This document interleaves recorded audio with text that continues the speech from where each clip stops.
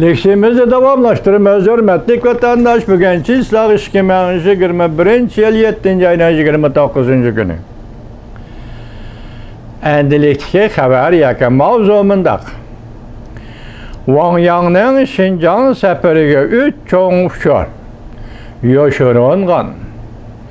Amerika'nın Uyguristan paxtisini çekleş məqsidi aşkarı oldu.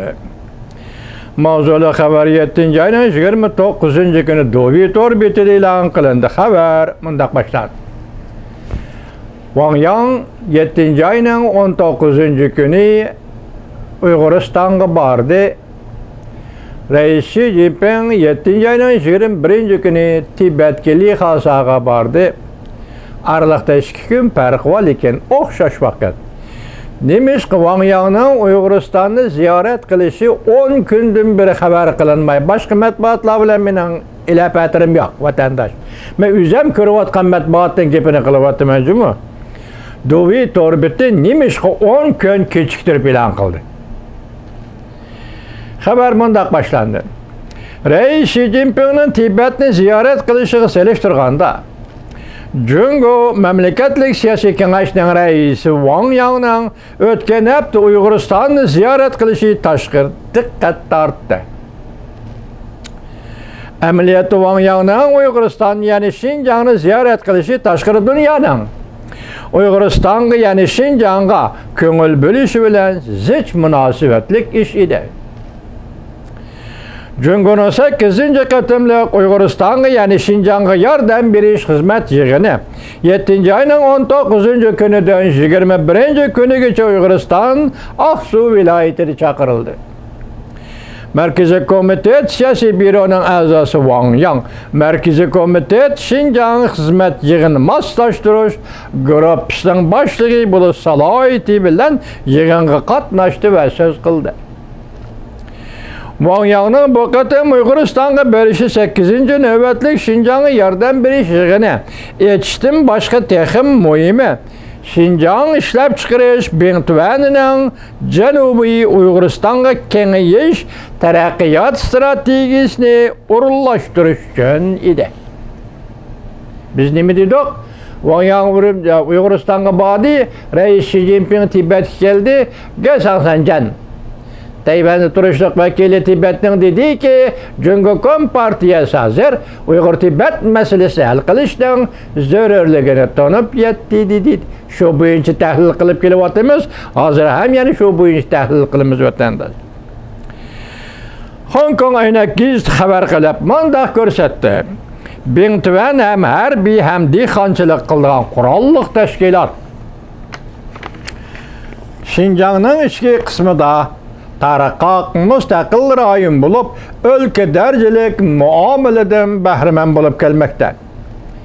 Bentvan aslidagi harbiy qismlar va ko'chmanlardan tashkillangan ichki jihatda harbiy tartib bo'yicha diviziya polklarga bo'lingan bo'lib, shahar va yezilik maydonlarga moslashtirilgan. Birinchi diviziya Aqsu orolida turadi. 8. diviziya Shixiz yana Yekallikda turg'izilgan. 10. diviziya Beytun shahrida turg'izilgan. Boshtabi Urumchi shahrining sirtiga joylashgan. Bentvanning ko'plagan diviziyalari turg'izilgan shaharlar cho'llik dalalarda yangi qurilgan shaharlardir.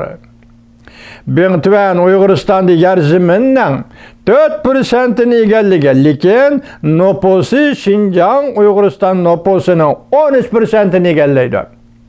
4% yolg'on. Men sizlarga leksiya so'zlab qoldim. Bir yozuvchi bolaning paketlarini elib, misol qilib sizlarga so'zlab berdim. Agar 1% desang butun Uyg'uristonni, uning 95% yer mulk va suv teter yerleri yani buluq yerleri ikinzarlarının hammasi Bentvanning qo'lida. Onu da bunu da sana eşip qalğını Uyg'urga yashashga makon bo'lib eşip qalğan faqat 1%. Hozir bu 4% debdi. Bu yerda 13%, nüfusda 13% egallaydi desangiz, her 100 odamning ichida 13 Bentvanlik Xitoy bor deganlikmi? Men buni chiqarishni bilmaydi ekanman vatandoshim. Beң tüven kurulganda sekli çağlarda Beң tüvende 170 min kişilik nüfus var idi. Keyin köpüyüp, köçmeler koşulup, yer zeminni tedirici kengaytip, Uyg'uriston mustaqillik hareketini jimiqtira alaydigan muhim köçke aylangan. Uyg'uristonda ishlab chiqarilgan paxta, memleket bo'yicha ishlab chiqarilgan paxtaning 90%dan ortiq nisbatini egallaydi. Men arliq so'zlaganda bir rong degan Hanzo qizning so'zi bilan 85 din. Aning avvalidagi xabarda 80% faiz, yani 80% nisbatini egallaydi. Memleket bo'yicha ishlab chiqarilgan paxtaning degan. Bugun mana rasmiy xabarda aytilibdi, Uyg'uristonda ishlab chiqarilgan paxta memleket bo'yicha ishlab chiqarilgan paxtaning 90%dan ortiqini egallaydi. O'ylab qo'ying, Uyg'urning bandisi. Vay, Xudoning bandisi Uyg'ur, o'ylab qo'y. O'ylab boqay Uyg'ur. Yani nefret gaz, tabiiy gaz deganlarni qo'yib qo'ymayaqqa.